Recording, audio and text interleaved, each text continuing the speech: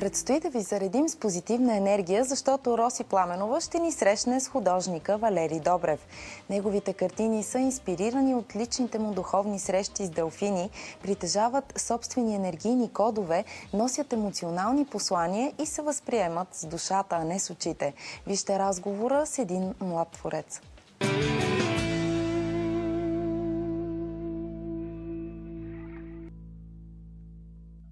Здравейте, уважаеми зрители! Този петък ще ви запозная с един много интересен човек, който се казва Валери Добрев и е тук до мен. Здравей, Валери! Здравейте!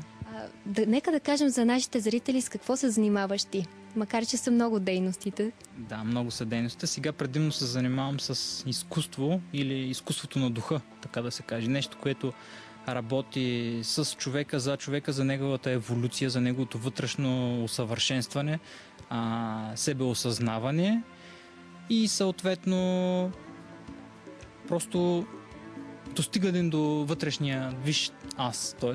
интегриране на тази наша божествена структура в тези планове.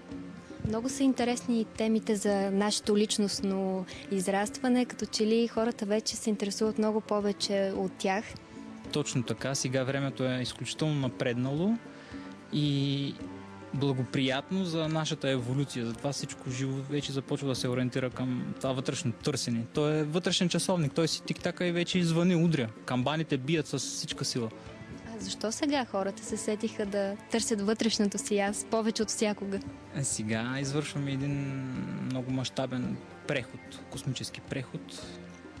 Епохи вече влизаме в нови епохи, цикли завършват, започват нови цикли и вече изкачаме в една нова спирала на еволюцията. Едно по-висше съзнание започва да се спуска, т.е. нашето съзнание. Нашето висше съзнание започва сега да работи повече и повече. Валери, ти на колко години си сега? В момента съм на 30.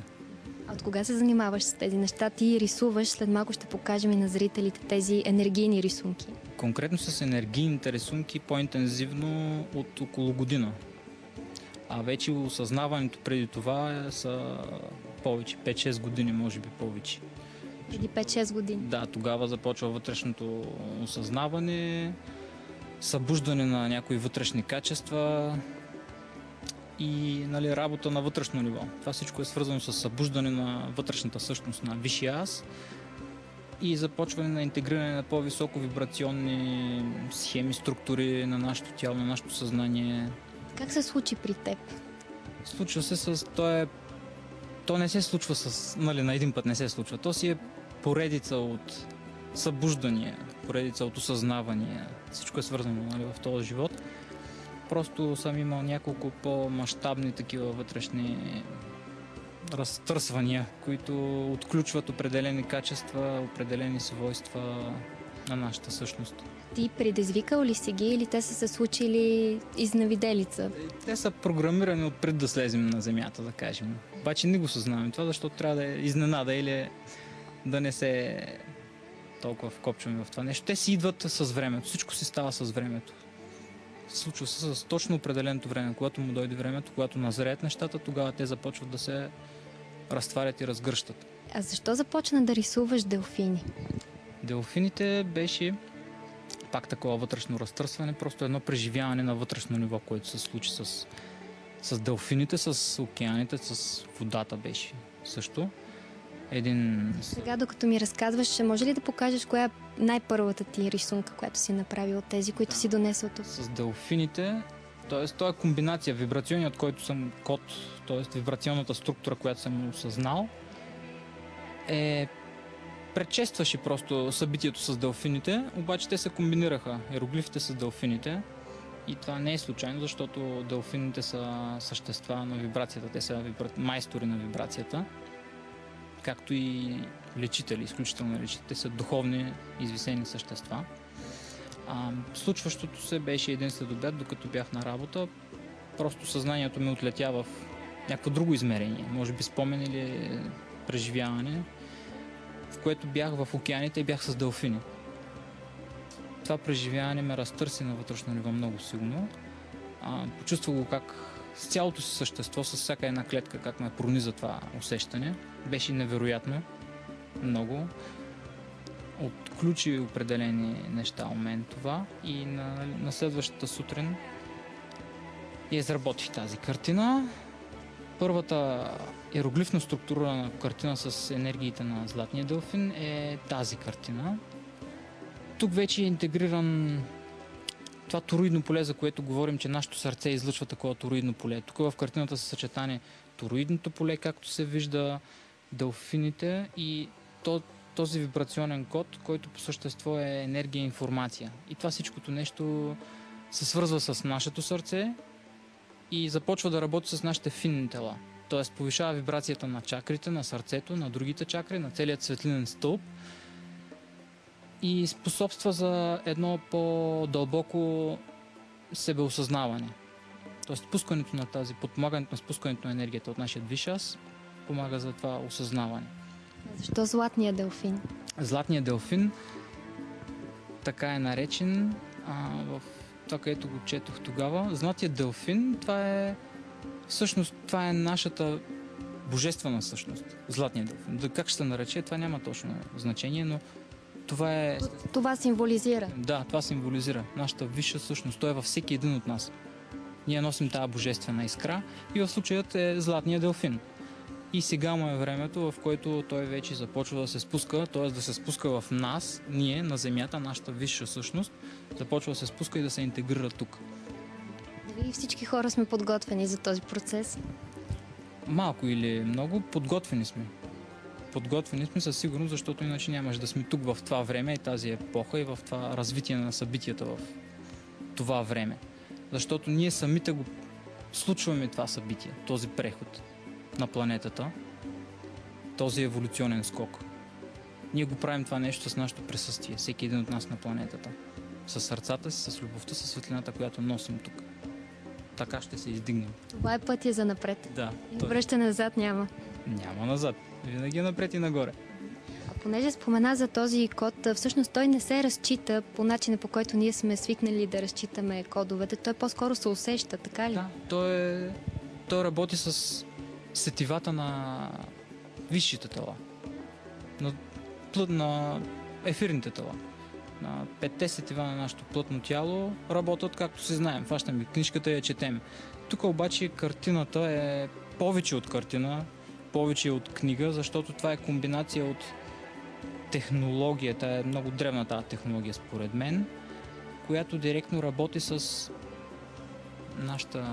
нашите финни тела и сетивата. Тоест нашите сетива откликват над този вибрационен код на нашите енергийни. Добре, а цветовете, които избираш, виждам, че са доста ярки. Те символизират ли нещо или допринасят ли за възприемането на този код чрез сетивата ни? И, например, ако не се чувстваме физически добре, може ли една твоя енергийна картина да подпомогне здравословното състояние на човек?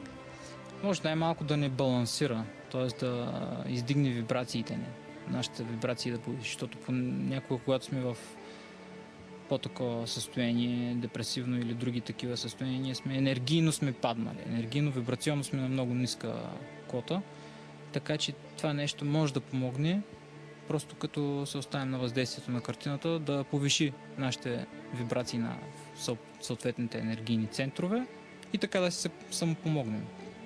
Ти изнасяш и лекции също така. Какви хора идват при теб?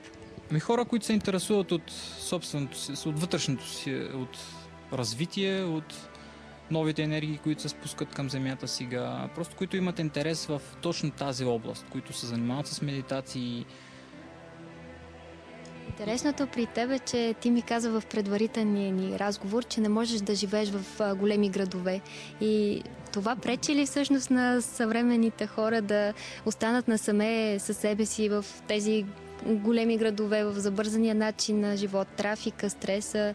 Това вглъбяване, как го постигаш? Само като се махнеш сигурно от големия град?